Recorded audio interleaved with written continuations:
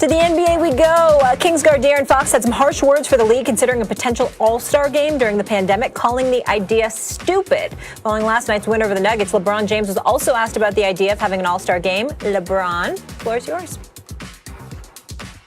I have zero energy and zero excitement about an all-star game this year. I don't even understand why we're having an all-star game. Short off season for myself and my teammates with 71 days.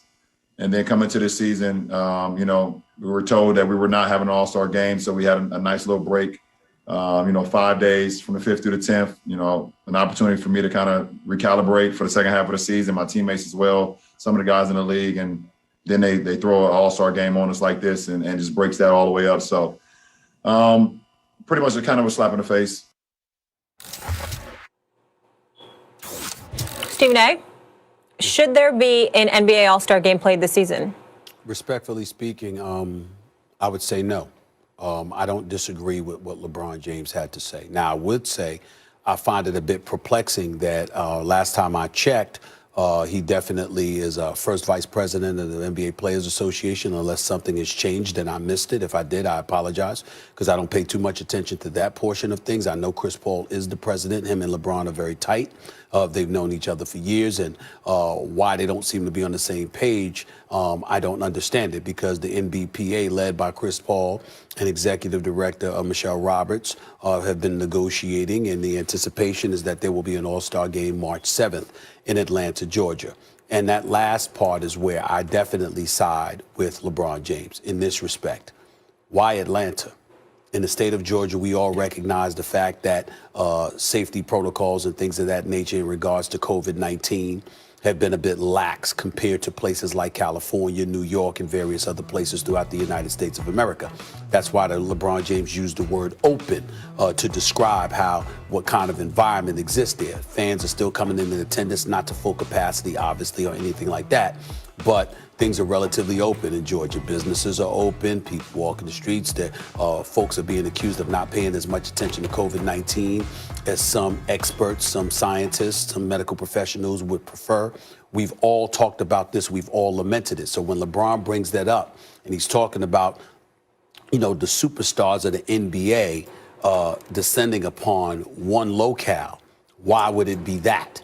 And the fact that that is a question that he has makes it incredibly, incredibly legitimate. He brought up the 71 days off. I understand for him, and I empathize with him because he's the champion and he was the last one standing, Max. But I don't empathize with the rest of the NBA in regards to that. You had a 4-month break from the time the season was suspended in March because of COVID-19 until you came back in July. When you came back in July, most of y'all were going by August, if not early September. So I don't want to hear that as an argument for the league itself. For LeBron, yes. For the rest of the league, no. But when it comes to what he brought up about COVID-19, safety protocols, lack of attention to detail as it pertains to that emanating from the state of Georgia and specifically the city of Atlanta, he brings that up. It's hard to argue with that point that he's making. That much I will say. So I can't say I disagree with him, and I can't say that his points are invalid. I wouldn't have handled it the way De'Aaron Fox handled it by calling it stupid, because remember, Chris Paul and the Players Association are talking about how this is going to benefit HBCUs, revenue generated from it is going to benefit HBCUs, and COVID-19 relief. So it's definitely a worthy cause, and that shouldn't be ignored. And guys like De'Aaron Fox, who are not playing deep into the postseason, obviously, because they didn't make the postseason. And are very young. And are very young. I don't want to hear that. But for LeBron, I totally understand where he's coming from. This is a debate show. But in this case, we're not going to just manufacture debate, because we see this largely the same way. You used the word perplexing. It is perplexing because my understanding is Chris Paul pushed for this. Mm-hmm. So if Chris Paul is pushing for it, Stephen A., is it possible that it took LeBron James unawares? I don't think so. You would think that if Chris Paul is pushing for it, it would be on LeBron James's radar, but I guess we'll find out about that. When I heard De'Aaron Fox's comments, I'm like, calm down. It's stupid to have an all-star game, play the all-star game. But such is LeBron James's status in the sport that when he starts complaining, I start thinking, wait a minute. he practically speaks for the players. You know, you hear players on other teams saying if LeBron does something. And what's interesting to me here is the NBA and the players union have really shown the rest of the sports world what cooperation looks like through this entire pandemic. They've been really good partners. So when LeBron airs this grievance publicly, he's saying, you know, short off season, compact season. We were told we were going to get 5 games off in the middle, and now all of a sudden that's taken away. It sounds like it surprised him. And what I'm interested in finding out is that possible? Is that what happened? Because his relationship with Chris Paul has been such that if Chris Paul is indeed, as I've heard, one of the forces behind the All-Star game being played, were he and LeBron at odds behind closed doors? And this is how LeBron's responding? I think more reporting has to come out, on this topic. Well, I will say this. Where the NBA, if he's absent, and it appears he is, the NBA doesn't have a leg to stand on in one respect. If you told them there wasn't going to be an All-Star game, and now you've changed your mind. Unilaterally. That's a problem. That's a problem. But it seems like if Chris Paul's pushing for it, the NBA's perception is this is not unilateral. Our partners want to do this. That's fair. That's fair. You're right. And that's something that, I got to ask Chris Paul about that, because that's an answer. That's an answer that we all need to know. Because, again, if LeBron doesn't know about it, that doesn't make any sense. Or if LeBron did know about it and he's just in staunch disagreement with Chris Paul, and Chris Paul is moving forward anyway, and all of this is at the behest of Chris Paul, because obviously HBCUs are incredibly important to him. And in the interest of full disclosure, myself as well, Chris Paul and I are collaborating on a project in regards to HBCUs. I mean, both of us are executive producing a project. It's coming up in a couple of weeks or so. So definitely, I'm sensitive to that. I understand it. I completely support anything that's going to help. What's the project? Can you talk about it? Why Not Us? It's a project that's going to we're going to focus on a basketball program in North Carolina Central University. And Coach Moten is a fabulous coach and a great statesman for the game of basketball. But we're just going to highlight some of the challenges that take place in an HBCU program.